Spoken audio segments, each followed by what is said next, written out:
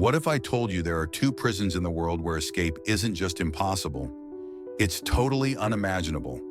Two places so extreme, they don't just lock people up, they strip away everything that makes them human. CECOT in El Salvador and ADX Florence in the US. Today we're going to compare these two places, and trust me, you might be surprised by what you find out. These aren't your average prisons. CECOT is a fortress built to crush people with overwhelming numbers and isolation. But ADX Florence, it breaks you from the inside out, using psychological control to destroy even the toughest minds. So, which one's more brutal? Which one's harder to escape? And what's life like for the men trapped inside these walls? What you might not realize is, these prisons don't just hold criminals, they destroy them. Today we're diving into two of the most terrifying places on Earth. But before we do, be sure to hit that like button, subscribe, and turn on the notification bell so you never miss a deep dive into the world's darkest secrets. Now let's get started. Now let me tell you about CECOT. Imagine a place where escape isn't just impossible, it's literally unthinkable. A place so isolated that even the idea of freedom feels like a distant memory, buried beneath concrete and steel. CECOT isn't just a prison, it's a military fortress built to take away everything that makes you who you are. No names, no faces, no identities. The people inside become ghosts, trapped in their own hell, with nothing left but the drive to survive.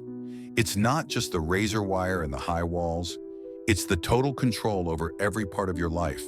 From the food you eat to the clothes on your back. Your every move is being watched, and your thoughts are always under surveillance. And here's what's really terrifying.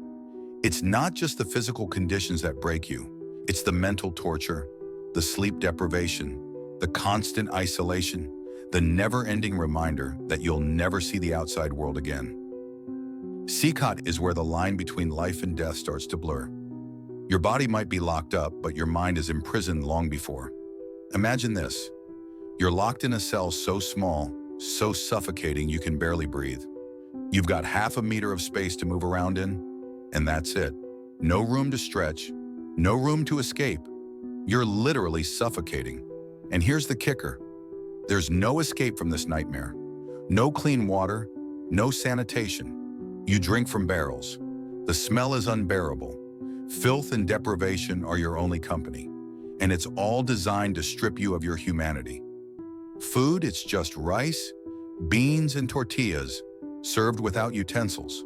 No flavor, no variety, just enough to keep you alive. But there's no way to stay sane.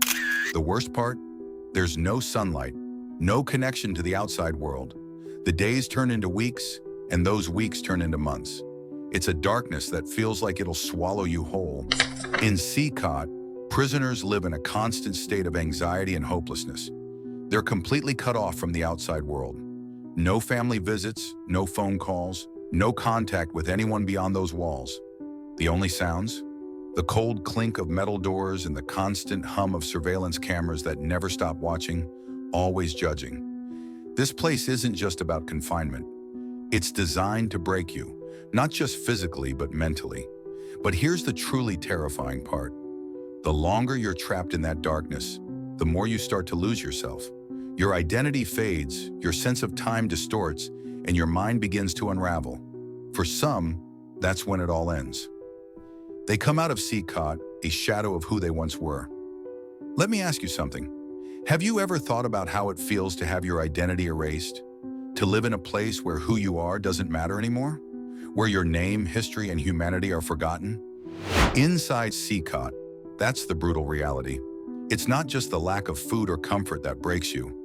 It's the silence, the complete isolation, and the slow, agonizing destruction of your soul. Picture this. You're trapped in a small, windowless cell, day after day, without a single voice to break the silence. No contact with the outside world, no letters, no family. Imagine the psychological toll this would take. You start to feel like a ghost, no longer a person, but a shadow of who you once were. Without a name, without a past, you're stripped of the very things that make you human. This isn't just a physical prison, it's a mental one. The constant surveillance, the endless waiting, and the crushing hopelessness eat away at your mind.